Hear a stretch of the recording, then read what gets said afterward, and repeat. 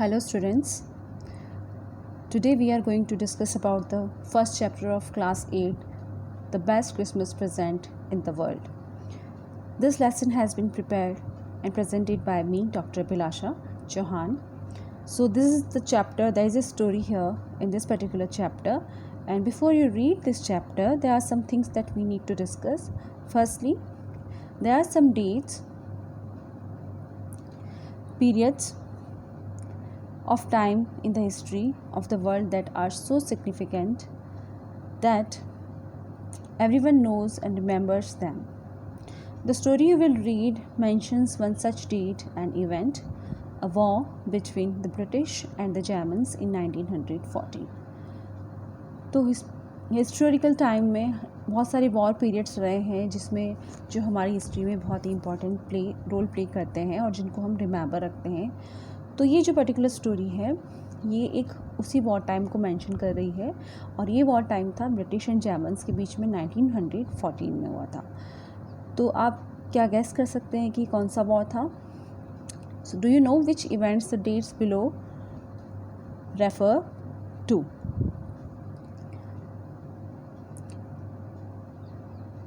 So there's a few parts here, so I will explain and read first part here, and some meanings are also given here. I spotted it in a junk shop in Bridport, a roll-top desk. The man said it was early 19th century and oak.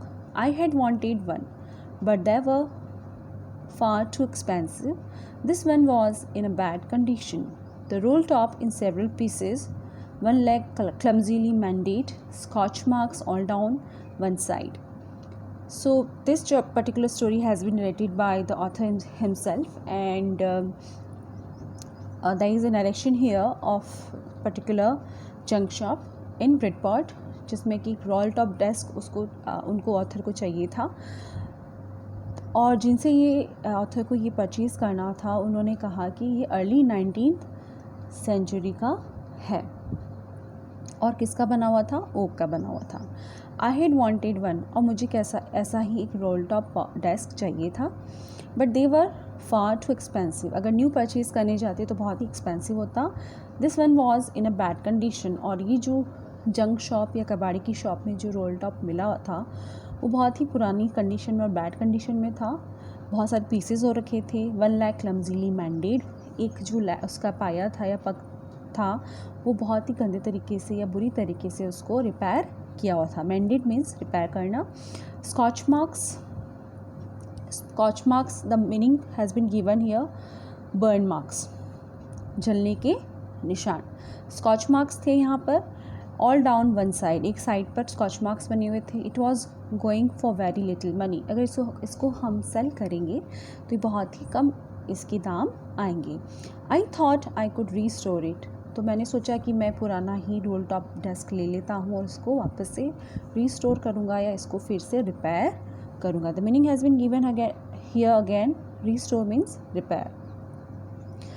I paid the man and brought it back to my workroom at the back of the garage. I began work on it on Christmas Eve. तो मैंने वो role top desk जो था purchase कर लिया. ये मेरे लिए एक रिस्क भी था और चैलेंज भी था, but I had to have it, but मुझे ये लेना ही था.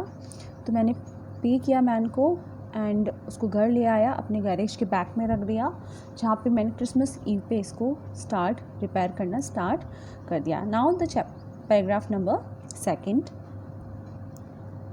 I removed the roll top completely and pulled out the drawers. Role top को बिल्कुल रिमूव करके उसके ड्रॉर्स को मैंने बाहर निकाल दिया था. The veneer, the meaning has been given here again, a thin layer of plastic or decorative wood on furniture of cheap wood. veneer एक लेयर होती है ट्रांसपेरेंट जो कि डेकोरेटिव वुड को एक फिनिश देती है.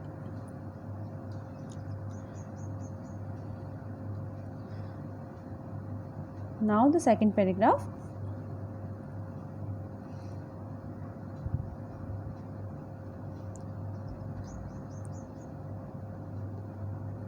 Looked like water damage to me, both fire and water had clearly taken the toll on his desk. Taken their toll on means damage करना या उसको नुकसान पहुंचाना. तो ये जो डेस्क थी बड़ी ही डैमेज हो रखी थी, फायर एंड वाटर दोनों से ही इसमें डैमेज हो रखी थी काफ़ी. The last drawer was stuck fast. जो लास्ट ड्रॉर थी बहुत ही उसमें फंस गई थी. Stuck fast means shut tight, बहुत बुरी तरीके से उसमें टाइटली वो बंद हो रखी थी. I tried all I could to ease it out gently. मैंने इसको जेंटल तरीके से या बहुत ही कोमल तरीके से बाहर निकालने की कोशिश की. In the and I used brute force या ताकत लगाया. मैंने अपनी जो मैन पावर था उसका इस्तेमाल करके इसको निकालने की कोशिश की. My first and the drawer flew open to reveal. In the end, I used brute force. I struck it sharply with the side of my first, and the drawer flew open to reveal a shallow space underneath a secret drawer. तो मैंने क्या देखा कि जो last वाला drawer जो बहुत tightly shut हो रखा था उसको मैंने बाहर ब्रूट फोर्स लगा के बाहर ले आया, और उसके अंदर मैं आई फाउंड कि there is another secret drawer, और एक ड्रॉर उसके अंदर छोटा सा एक बॉक्स मिला था. I reached in and took out a small black tin box. Black tin box वहाँ पर मुझे उस ड्रॉर में मिला था. Cello taped to the top of it was a piece of lined note paper and written on it in shaky handwriting. तो note paper उस पर लगा हुआ था. टिन बॉक्स जो मिला था उस पर सेलो टेप से ग्लू किया हुआ एक लाइन नोट पेपर लिखा हुआ था. उस पर there was something written over there. And what was that? Jim's last letter. Jim का लास्ट लेटर था. Received January 25, 1915. और कब मिला था? जनवरी 25, 1915 को मिला था. To be buried with me when the time comes. Jim का लास्ट लेटर मिला है 25 जनवरी 1915 को, और ये मेरे साथ में जब व्हेन आई डाई मेरे साथ में ही इसको दफन कर दिया जाए. तो ये जो लाइंस थी ये उस टिन बॉक्स के ऊपर लिखी हुई थी.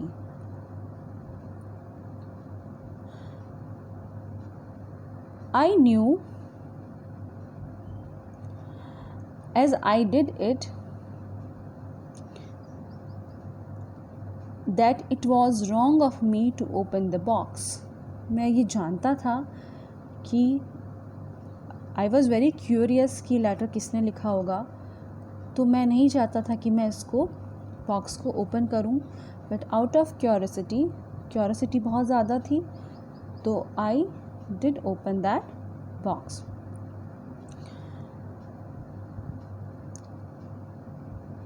Got the better of my scruples means feelings that makes you hesitate to do something wrong. Scruples means का होता है एक ऐसी फीलिंग जो आपको कुछ भी बुरा करने से रोकती है. Inside the box there was an envelope. उस बॉक्स के अंदर एक एनवेलप था. The address read Mrs Jim McPherson, 12 Copper Beeches, Bridport, Dorset. I took out the letter and unfolded it. It was written in pencil and dated at the top December 26, 1914. और जो letter जो मिला था उस tin box के अंदर वो था December 26, 1914 का.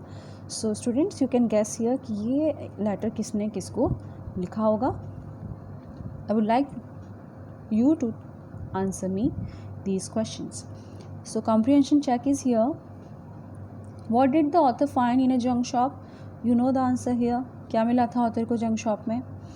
A roll top desk. What did he find in a secret drawer? Secret drawer में क्या मिला था?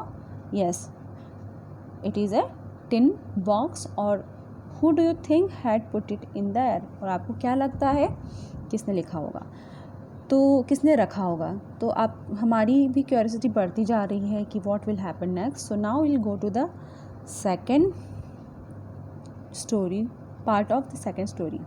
So now there is a letter here in this second part. Dearest Connie, I write to you in a much happier frame of mind because something wonderful has just happened that I must tell you about at once. We were all standing in our trenches yesterday morning. Christmas morning. It was crisp and quiet all about, as beautiful a morning as I have ever seen, as cold and frosty as a Christmas morning should be. So this letter has been written by obviously a soldier to his wife, and the name of wife is Connie. So we are all standing to in our trenches. हम कहाँ standing कर रहे थे? Standing in means taking up positions लेना अपनी अपनी जगह पे, and the next meaning is trenches, long deep ditches in the ground where soldiers hide from the enemy. जहाँ पे soldiers युद्ध के टाइम में, वॉर टाइम में एनिमी यानी दुश्मनों से छुपने के लिए बड़े बड़े गड्ढे बना देते हैं ज़मीन के अंदर, उनको हम कहते हैं trenches. We were all standing in our trenches yesterday morning कल मॉर्निंग में हम अपनी ट्रेंचेस में अपनी पोजीशन लिए हुए खड़े थे. क्रिसमस मॉर्निंग थी. It was crisp and quiet all about. बहुत ही शांत था मौसम. As beautiful a morning as I have ever seen. जैसे क्रिसमस की मॉर्निंग होती, वो सबसे सुंदर मॉर्निंग उस दिन की थी. As cold and frosty as Christmas morning should be. So you know students की क्रिसमस जो है वो विंटर्स में आता है, तो इट्स वेरी कोल्ड. तो वो जो पर्टिकुलर मॉर्निंग थी वो भी बड़ी कोल्ड एंड फ्रॉस्टी थी. I should like to be able to tell you that we began it, but the truth I am ashamed to say is that Fritz began it. काश मैं तुम्हें ये कह पाता कि हमने ये स्टार्ट किया था, बट ट्रुथ क्या था? But the truth is I am ashamed to say, मुझे बहुत शर्म आ रही कहने में कि is that Fritz began it. और ये जो सारा उस दिन का जो घटनाक्रम है किसने स्टार्ट किया था? फ्रिट्ज ने स्टार्ट किया था. So there is a word here, Fritz. Fritz, the meaning has been given here. It's a name for a German soldier. Fritz is a common German name. जो जर्मन सोल्जर्स हैं उनको नाम दिया जाता है फ्रिट्ज, वो ही कॉमन नेम है फ्रिट्ज को. तो किसने स्टार्ट किया था? जर्मन सोल्जर्स ने ये सारा स्टार्ट किया था घटनाक्रम. First someone saw a white flag waving from the trenches opposite. Then they were calling out to us from across no man's land, "Happy Christmas, Tommy! Happy Christmas!" When we had got over the surprise, some of us shouted back, "Same to you, Fritz, same to you." तो ये जो incident तुम्हें मैं बता रहा हूँ, ये start किया था फ्रिट्ज ने, जर्मन सोल्जर्स ने. और उन्होंने क्या किया था? एक वाइट फ्लैग को वेव किया था उनकी ट्रेंचेस से, जो कि अपोजिट में था. और देन वो बहुत ज़ोर से शाउट करते हुए बोल रहे थे, हैप्पी क्रिसमस टॉमी. टॉमी जो है वो ब्रिटिश सोल्जर्स को एक नाम दिया गया है, Tommy. A common English name use to here to refer to British soldiers. British soldiers को टॉमी बोलते हैं, जर्मन सोल्जर्स को हम बोलते हैं Fritz. Happy Christmas. When we had got over the surprise, हमें बहुत ही सरप्राइज़ हो रहा था. और जब ये ख़त्म हो गया तो हम में से कुछ लोग शाउटेड बैक, वापस चिल्लाए, same to you Fritz, same to you, तुम्हें भी merry Christmas. I thought that would be that. मैंने सोचा बस इतना ही है, ठीक है. वी ऑल डिड, हमने भी बोला, उन्होंने भी बोला. But then suddenly one of them was up there in his great coat and waving a white flag. तो अपनी जो एक फ्रिट्ज जो था जर्मन सोल्जर, वो अपने कोट में था और बाहर आया. एंड वाइट फ्लैग क्या दिखाता है? हमेशा पीस को शो करता है, डिनोट करता है. तो वाइट फ्लैग का मतलब होता है we do not want any war. हमें कोई भी युद्ध नहीं करना है. डोंट शूट मत करो. Let's, someone shouted and no one did. उन्होंने आगे आते गए वहाँ से कुछ एक आदमी, और उसने वाइट फ्लैग कैरी कर रखा था और बोला कि शूट मत करो. Then there was another Fritz up on the parapet and another. Keep your heads down, I told the man. It's a trick, but it wasn't. तो बहुत सारे फ्रिट्स जो थे 2-3 वो आ गए थे और मैं थोड़ा सा डर गया था. तो मैंने क्या कहा, कीप योर हेड्स डाउन, अपने हेड्स को नीचे रखो, तुम्हारी ये कोई चाल या मुझे कोई ट्रिक तुम्हारी ये नज़र आ रही है, बस ऐसा नहीं था. One of the Germans was waving a bottle above his head. एक जर्मन जो था वो उसके पास एक बॉटल थी, लिकर बॉटल थी, वो वेव कर रहा था, दिखा रहा था मुझे. It is Christmas day Tommy, आज क्रिसमस है Tommy. We have schnapps, SCHNAPPS, schnapps. It is how it is pronounced, schnapps. A German drink made from grain से बना हुआ एक ड्रिंक होता है, that is called schnapps. तो उन जर्मन सोल्जर्स के पास क्या था, schnapps थी. We have sausage, हमारे पास sausage है और schnapps भी है. We meet you, क्या तुमसे मिल सकते हैं? Yes. By this time there were dozens of them walking towards us across no man's land and not a rifle between them. What is a no man's land? No man's land वो एक बीच में boundary होती है जहाँ पे दोनों तरफ से कोई भी उस पर्टिकुलर लैंड में एंटर नहीं कर सकता है. वो एक 4 दीवारी, उसके ऊपर कांटों की बाड़बंदी कर रखी होती है. तो नो मैंस लैंड में से बहुत सारे जर्मन सोल्जर्स जो है हमारी तरफ आ गए थे. By this time there were dozens of them walking towards us across no man's land and not a rifle between them, और हमारे पास कोई भी राइफल नहीं थी. Little Private Morris was the first up.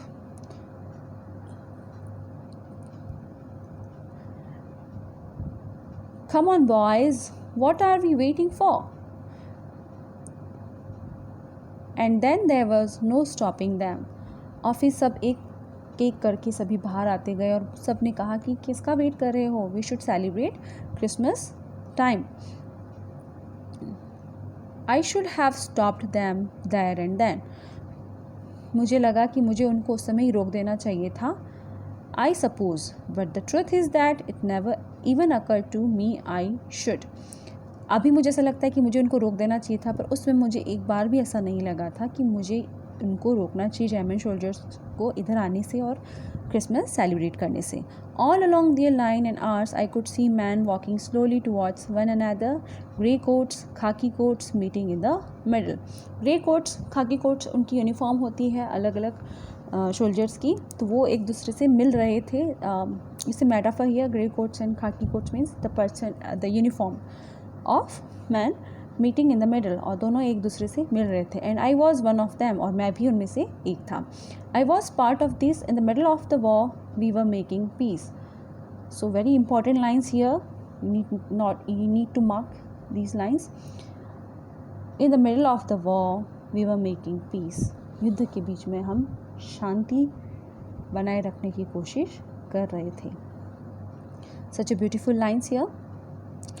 You cannot imagine, dearest Connie, my feelings as I looked into the eyes of the Fritz officer who approached me. Connie, मैं तुम्हें नहीं बता सकता कि मुझे मेरी फीलिंग्स कैसी रही होगी उस समय. मैंने फ्रिट्स ऑफिसर की आंखों में देखा, who approached me, जो मेरे पास आए, hand outstretched, अपना हाथ बाहर निकाला, and Hans Wolf. Hey Wolf, he said, gripping my hand. It's it. Hans Wolf means एक जेस्चर होता है ग्रीट करने का. He said, gripping my hand warmly and holding it. अपना मेरा हाथ को बहुत ही टाइटली और वार्मली, स्नेहपूर्वक तरीके से उसने होल्ड किया. And I am from Dusseldorf, मैं डसेल्ड्रॉफ से हूँ. I play the cello in orchestra, happy Christmas. तो जर्मनी में एक प्लेस है डसेल्ड्रॉफ, वहाँ से वो फ्रिट्स ऑफिसर था और ही प्ले सेलो. वो क्या इंस्ट्रूमेंट प्ले करता था? म्यूजिकल इंस्ट्रूमेंट सेलो. सेलो क्या होता है? A musical instrument like a large violin. Violin की जैसा ही एक इंस्ट्रूमेंट होता है, इसको हम we called it cello. Happy Christmas. Yes, now the next paragraph. Captain Jim Macpherson, I replied, मैंने कहा मेरा नाम कैप्टन जिम मैकफर्सन है, and a happy Christmas to you too, तो मैं भी merry Christmas. I am a school teacher from Dorset, और मैं क्या हूँ, स्कूल टीचर हूँ डॉर्सेट का। Dorset is a place in the England, west England का एक प्लेस है।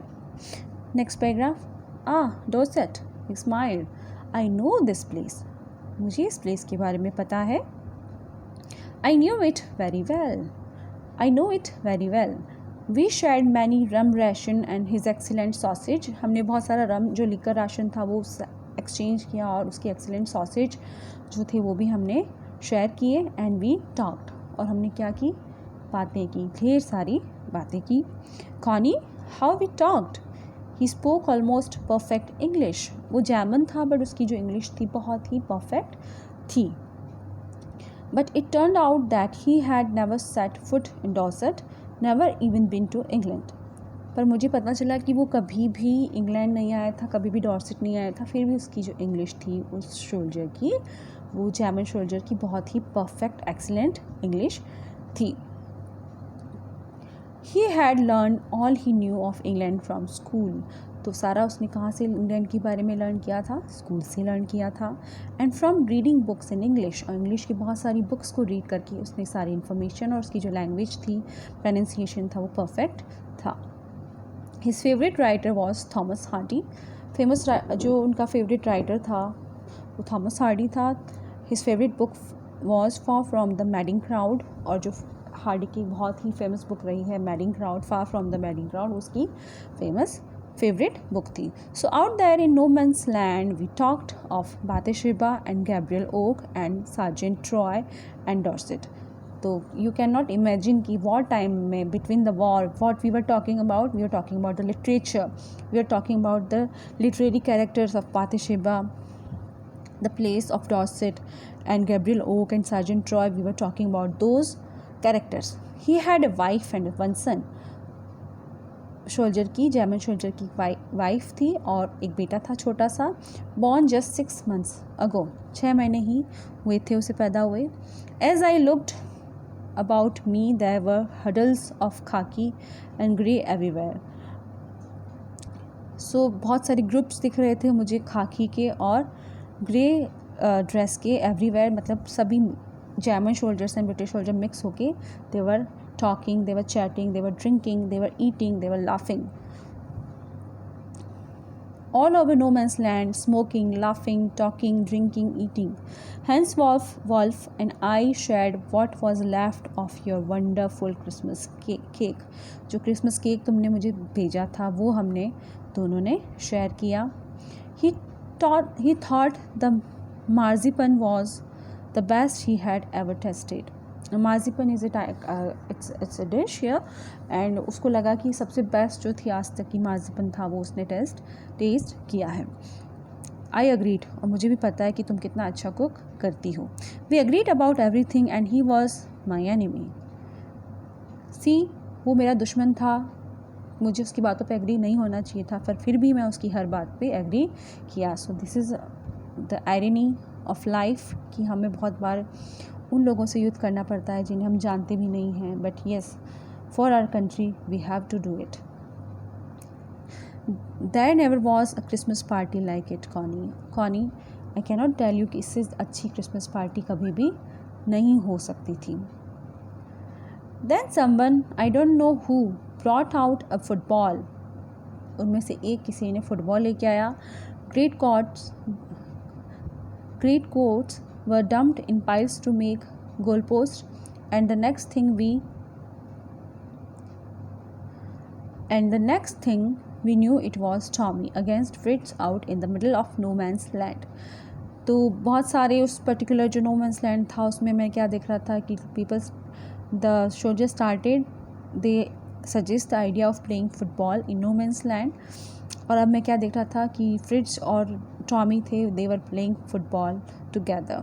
Hence Wolf, I looked on and cheered, clapping our hands and stamping our feet to keep out the cold as much as anything. ठंड को भगाने के लिए we were stamping our feet, हम cheer कर रहे थे, अपने हैंड्स को क्लैप कर रहे थे, फीट को स्टैम्प कर रहे थे to keep out the cold as much as anything. There was a moment when I noticed our breaths mingling in the air between us. He saw it too and smiled. Jim McPherson, he said after a while, I think this is how we should resolve this war. Again, very important lines. I think this is how we should resolve the war. It was suggested by the German soldier कि हम war को एक football का match या कोई भी match करके अगर सॉल्व कर पाते तो इतनी हमें परेशानियाँ नहीं होती. No children are orphaned, no wives became widows. Wow, such a beautiful lines here.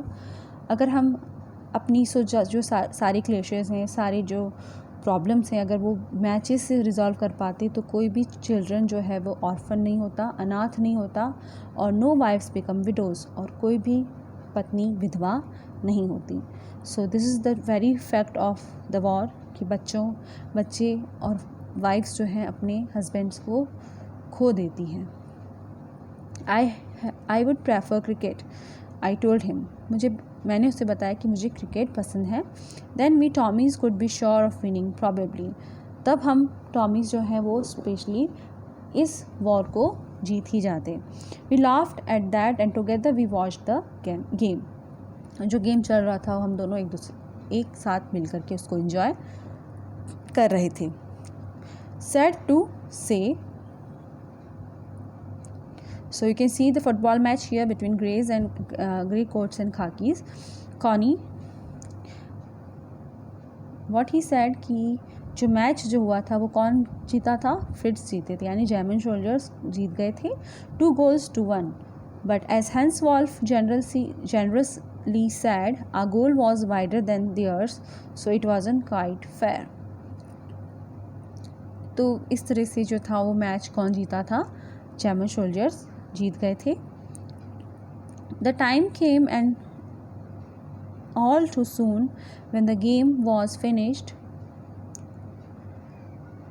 the schnapps and the rum and the sausage had long since run out, and we knew it was all over. I wished Hans well and told him I hoped he would see his family again soon, that the fighting would end and we could all go home. तो इस तरह से जब हमारा सारा ration ख़त्म हो गया था, स्नैप्स ख़त्म हो गई थी, रम जो है वो फिनिश हो गई थी, सॉसेजेस जो थे वो रन आउट हो गए थे, अब हम जानते थे कि what we have to do, it's all over, सब ख़त्म हो चुका था. I wished Hans well and told him I hoped he would see his family again soon. मैंने उसको बाय किया और कहा कि आई होप कि तुम अपनी फैमिली से जल्दी ही मिल पाओ. That the fighting would end and we could all go home. जल्दी से ये वॉर ख़त्म हो जाए और हम अपने अपने घरों को जा सकें. I think that is what every soldier wants.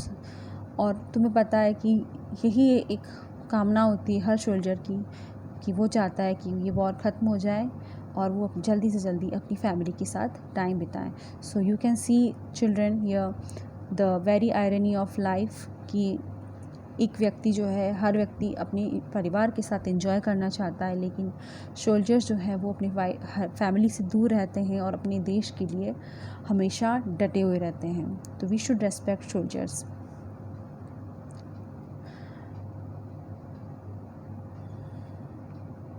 I think that is what every soldier wants on both sides, Hans Wolf said. Take care, Hans Wolf ने कहा, take care, अपना ध्यान रखिएगा. Jim McPherson, I shall never forget this moment. और ये जो आज हुआ है वो मैं कभी भी नहीं भूल पाऊँगा, nor you. और मुझे लगता है आप भी इस मोमेंट को कभी भी भूल पाएंगे. He saluted and walked away from me slowly, unwillingly. बिना इच्छा के वो मुझे सैल्यूट किया उन्होंने और धीरे धीरे अपने ट्रेंचेस की तरफ चले गए. He turned to wave just once and then became one of the hundreds of grey-coated men drifting back towards their trenches. उन्होंने मुझे वेव किया और बहुत सारे सोल्जर्स में गुम होके अपने ट्रेंचेस की तरफ चला गया. Now the next paragraph. That night, back in our dugouts, we heard them singing a carol. उस दिन अपनी डगआउट्स में से, what is the meaning of dugout here? A shelter for soldier made by digging a hole in the ground and covering it. Dugouts में होते हैं ऐसा shelter जहाँ पे गड्ढा बना के ज़मीन के नीचे उस जो सोल्जर्स हैं वो रहते हैं और उस पर कवरिंग्स लीव्स वगैरह की लगा के रहते हैं, छिपने का गुप्त स्थान। तो उसमें उस दिन मैंने क्या सुना था कि Christmas carols or Christmas prayers और क्रिसमस सॉन्ग्स वो गा रहे थे and singing it quite beautifully, और बहुत ही ब्यूटीफुल तरीके से वो उसको क्रिसमस कैरल को गा रहे थे। It was still night, silent night. क्या था वो? स्टिल नाइट क्रिसमस कैरल का नाम था। Our boys gave them a rousing chorus of wild shepherds washed। और हमारी जो सोल्जर्स थे बॉयज़ ने वो क्या कोरस किया था, क्या गा रहे थे? While shepherds watched. We exchange carols for a while and then we all fell silent. थोड़ी देर तक हमने कैरल्स गाई और फिर हम सभी चुप हो गए। We had our time of peace and good will and time I will treasure as long as I live. और ये जो आज का दिन था वो मेरे जीवन का सबसे ब्यूटीफुल दिन था और ये मुझे पूरे लाइफ टाइम के लिए मैं इसको ट्रेजर करके रखूँगा।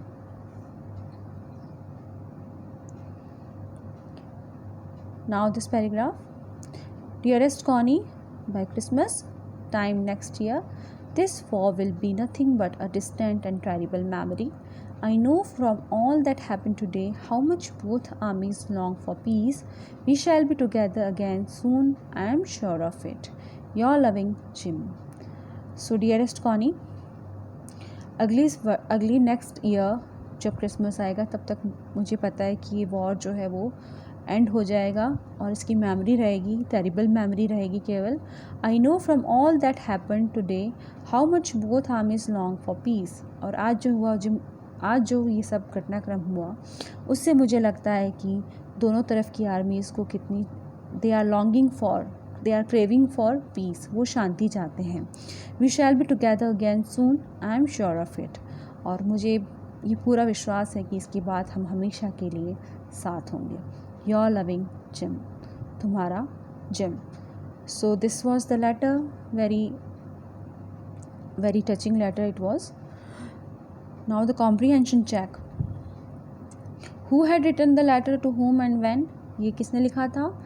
ये जिम ने लिखा था अपनी वाइफ कॉनी को वॉर टाइम में 1914 में। Why was the letter written? What was the wonderful thing that had happen? क्या हुआ था? I told you as earlier also, it was about the Christmas day and the football match. What jobs did Hans Wolf and Jim McPherson have when they were not soldiers? तो क्या job था दोनों का? Hence wolf का, he was a teacher. Jim McPherson was a teacher and Hans Wolf play cello. Had Hans Wolf ever been to Dorset? No, he wasn't to the place Dorset. He never been to this place Dorset. Why did he say he knew it?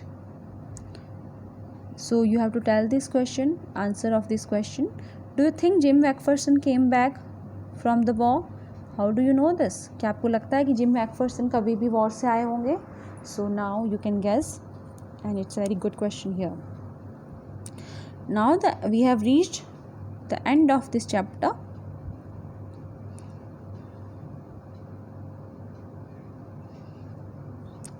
I folded the letter again and slipped it carefully back into its envelope.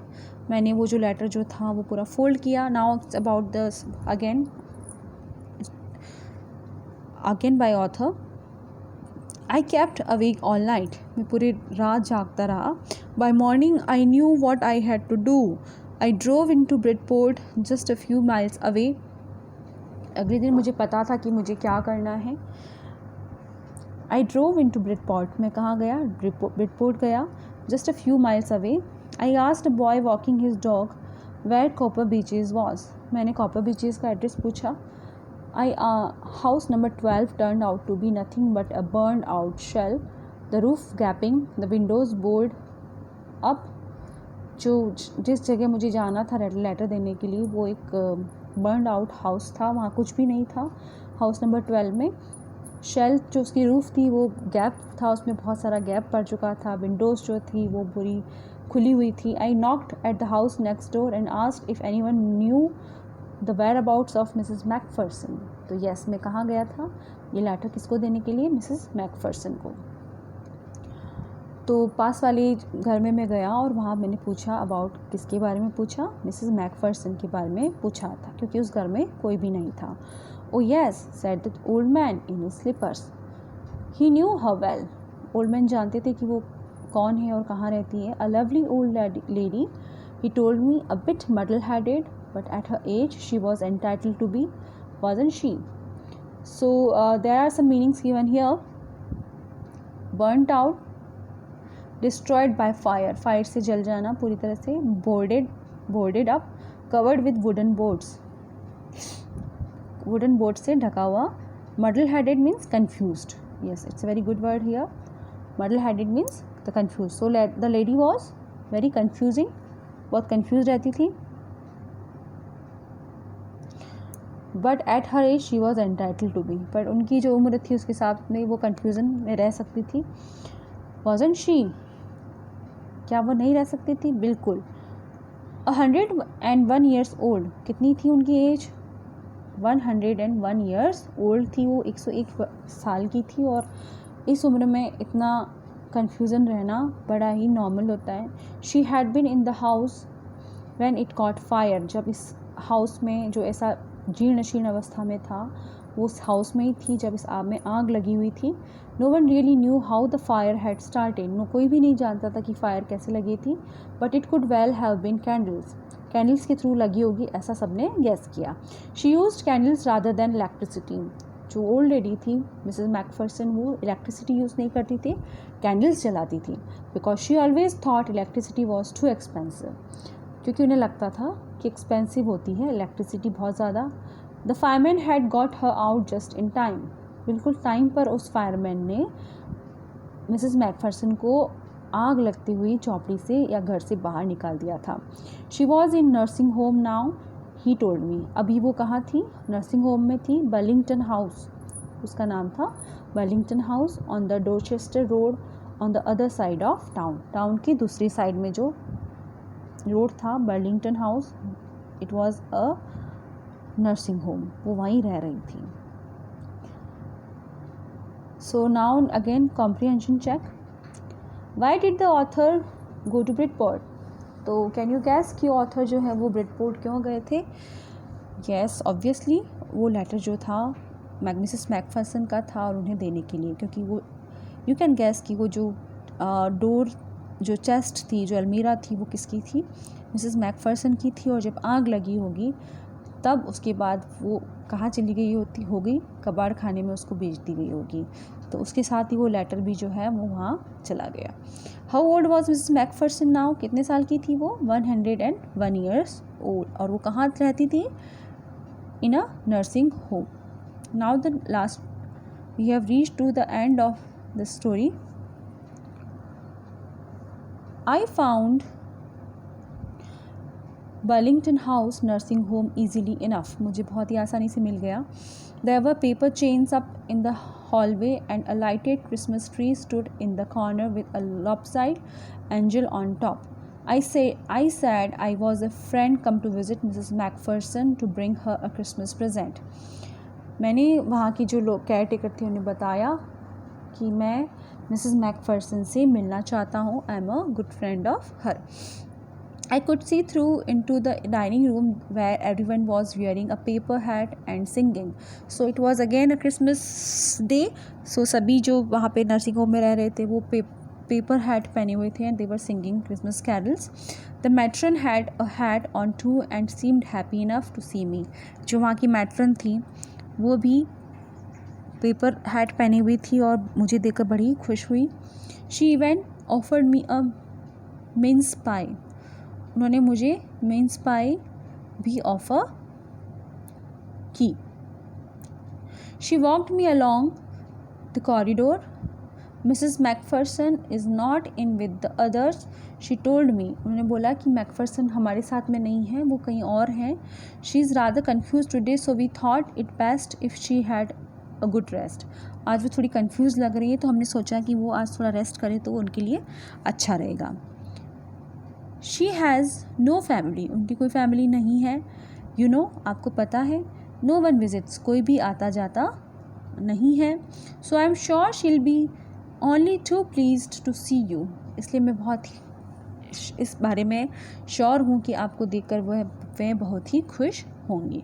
She took me into a conservatory with wicker chairs and potted plants all around and left me. तो वो मुझे wicker chairs की तरफ लेके गई जहाँ पे बहुत सारे potted plants थे all around and left me, और मुझे वहीं छोड़ दिया। The old lady was sitting in a wheelchair, her hands folded in her lap. She had silver white hair pinned into a wispy bun. She was gazing out at the garden. "Hello," I said. She turned and looked up at me vacantly. "Happy Christmas, Connie." तो मैं उन old lady के पास गया जो कि wheel chair पर बैठी थी, और उनकी जो बाल थी वो बड़ी सिल्वर से थे, सफ़ेद बाल थे, और उनको पिन अप किया था एक बन के रूप में, और गार्डन की तरफ देख रही थी। एंड उसी दौरान मैंने क्या कहा, हेलो। तो वो मेरी तरफ मुड़ी और मैंने उन्हें क्या कहा, हैप्पी क्रिसमस कॉनी। मैंने क्या कहा उन्हें, happy Christmas Connie. I went on, I found this, I think it's yours. मुझे ये मिला है और मुझे लगता है ये बॉक्स आपका है। As I was speaking her eyes never left my face. जैसे मैं उनसे बात कर रहा था, एक पल के लिए भी उन्होंने मुझसे नज़रें नहीं हटाई।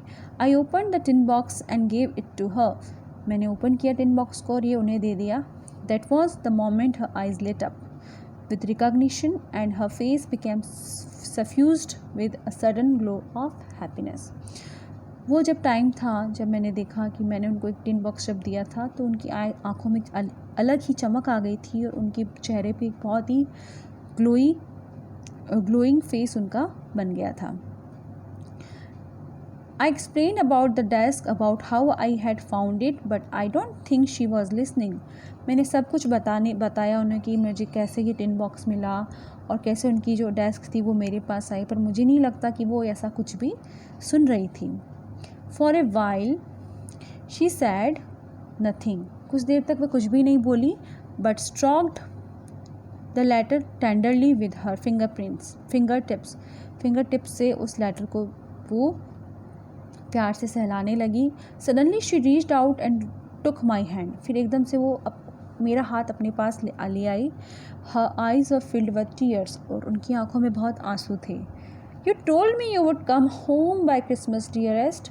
तुमने कहा था कि तुम क्रिसमस पर आ जाओगे प्रिय। She said, and here you are, और देखो तुम आ गए। The best Christmas present in the world, और ये ही मेरा सबसे बेस्ट क्रिसमस प्रेजेंट है my dear. Come closer Jim dear, sit down Jim, मेरे पास आ जाओ और यहाँ बैठ जाओ। मुझे आज मेरे जीवन का सबसे बेस्ट क्रिसमस प्रेजेंट मिल गया है। I sat down beside her and she kissed my cheek. I read your letter so often Jim, every day. Jim, मैं तुम्हारा लेटर हर दिन पढ़ती हूँ। She kissed me on my cheek, मेरे गालों पर उसने किस किया, और उन्होंने मुझे क्या कहा कि शी वॉज उन्हें जो ऑथर को है उन कुछ और ही समझ बैठी थी, अपना हस्बैंड समझ बैठी थी, और अपने पास बैठाया और बोली कि मैं हर दिन तुम्हारे लेटर के बारे में सोचती हूँ। I wanted to hear your voice in my head, it always made me feel you were with me. तुम्हारी जो आवाज़ है मेरे कानों में गूंजती रहती है, मेरे दिमाग में गूंजती रहती है, और मुझे हमेशा ऐसा लगता है कि तुम मेरे साथ हो। एंड नाउ यू आर, आज देखो तुम मेरे साथ आ गए। Now you are back, you can read it to me my yourself. आज तुम जब वापस आ गए हो तो ये लेटर तुम खुद पढ़ो मेरे लिए। Would you do that for me, क्या तुम ये मेरे लिए करोगे Jim dear? I just want to hear your voice again, I would love that so much. मुझे तुम्हारी आवाज़ सुननी है, मुझे बहुत पसंद है। And then perhaps we will have some tea, और उसके बाद हम शायद थोड़ी चाय पियेंगे। I have made you a nice Christmas cake, मैं तुम्हारे लिए बहुत ही अच्छा क्रिसमस केक बनाया है। मार्जिपन ऑल अराउंड, उस पर क्या लगा हुआ है, marzipan. I know how much you love marzipan, और मुझे पता है तुम्हें कितना पसंद है। So this is the end of the story, and it's a very touching story. So this lady is waiting for her husband who never came back from the war time. So she just read that letter again and again, and now she is 101 year old. So you can imagine that the person who came here, the author, she consider him as her husband. So this is the very touching story and written by Michael Morpurgo. So this is very good story here, and we I'm just speechless. So this is the end of the story, and this was the first part here, and in the next part we'll complete our comprehension check and the rest of the activities of the book. Till then, have a good day. Bye.